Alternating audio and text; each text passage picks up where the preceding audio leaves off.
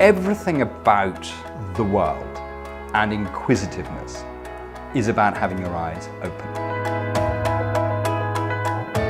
When you start looking, you start seeing.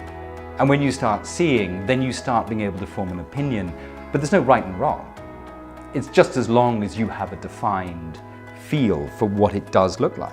That's the key to it. But most of us have forgotten how to do it.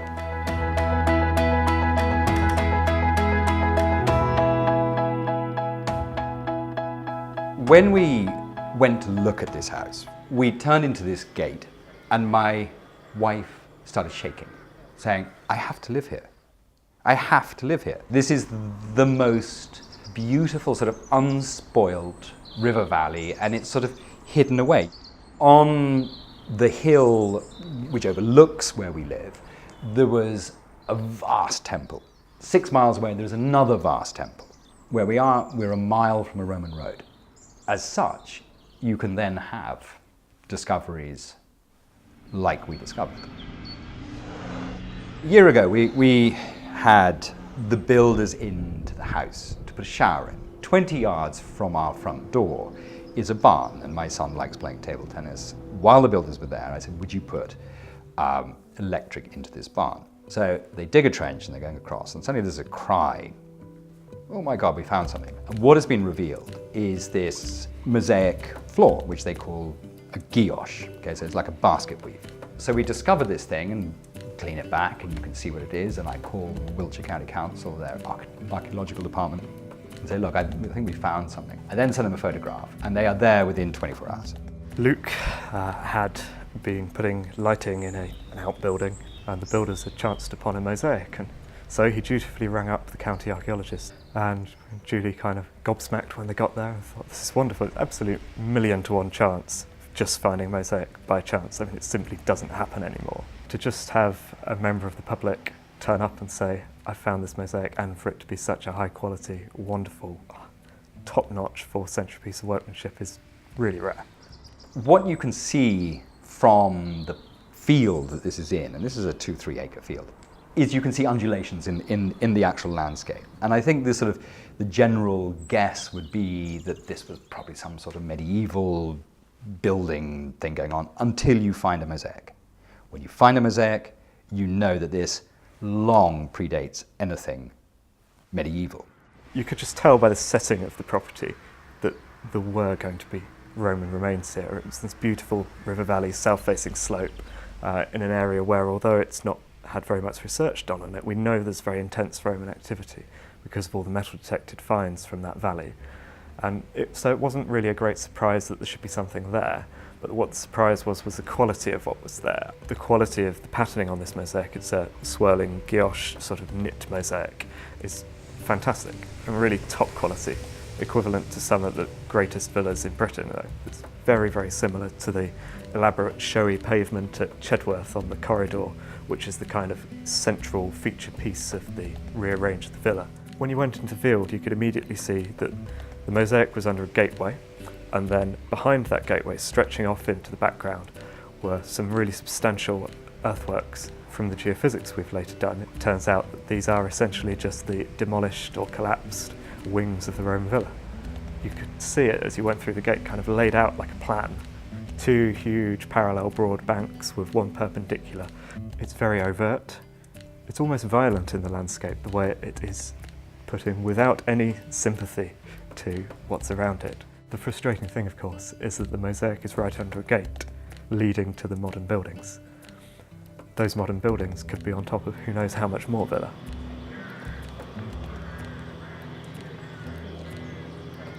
Mid-late April, what is plotted is that they're going to do this exploratory excavation. They hit walls, they hit floors, and there was one fellow who's obviously as strong as an ox, but he was about sort of, let's say, 5'4". And like in no time at all, he had sort of disappeared, sort of deep down into this hole. His wall was getting higher and higher and higher around him. Sheep bones, cattle bones, and you could clearly see on the bones where the butcher's knife had cut it and carved it. David Roberts came just to have another look at the site, and in front of our kitchen window was this little stone trough. He kept coming back to this thing. He said, tell me about this. And I said, well, look, it was here when I bought the house. I said, but why are you so interested? He said, because that is a Roman child's coffin. There was pottery dotted everywhere, along with hundreds of oyster shells. But one of the most interesting trenches of all is what they call a robber trench. And what they found in this robber trench is at the bottom, it's like a Neolithic flint axe head. Then there's Bronze Age pottery, then there's Iron Age pottery, then there's Roman pottery. And you have, I don't know, what is that? 4,000 years of history, 5,000 years of history in that depth. I mean, it's ridiculous. 20 yards from your front door, when you design rugs, which are the mosaics of today, you find a 2,000-year-old luxury floor design. What is so arresting from our sort of slate grey skies and the monochrome colours that we generally wear is you arrive in India. You don't generally arrive in Jaipur, but you'll arrive in Delhi or Bombay or wherever. And it's the energy, and it's the colour, and it's the light, and it's the smell, and it's the inquisitiveness of people, and everything is to do with the senses. Whether it's the food, whether it's the colour of the clothes they wear, whether it's the henna-dyed hair, and it's an enjoyment of life and an embracement of life. And now I'm sort of fully diving into this idea of doing a mosaic collection. And so I go and see Vikram, and Vikram and I have worked in tandem, in partnership now for many, many years. And Vikram is kind of like, well, yeah, blah, blah, blah, whatever. I said, but hang on one second, because I had had the wit to bring one tessera, which is, the tessera is the cube, one of the cubes from the mosaic. And I said, open your hand, and I drop this tessera into his hand. And it was like an electric shock. It was kind of like the tangibility of history hit him. Immediately we kind of rushed from his office into the design room, and can we do this, and can we do that, and let's do this, and let's do that. And suddenly it comes alive. There's been, let's say for the last 10 years, there's been this great sort of vogue in luxury rugs for this sort of distressed look. Because it's based, in essence, on ancient buildings, ancient mosaics, but with contemporary design, it needs to look a little bit distressed. This is part of the look of the entire thing. Oxidization works. Basically, they put a solution of iron oxide into the water that is washing the rug. And what happens is the iron oxide reacts with the wool, but does not react with the silk. So how this has been plotted in any area, in any one of these designs, where there's going to be a slight little patch of it's looking distressed, or around every single tesserae, so cube of the mosaic, it's plotted on the design graph that around every single one there is a thin one line of wool. So in the washing process, the wool disappears down to the warp and the weft, and the silk stands proud.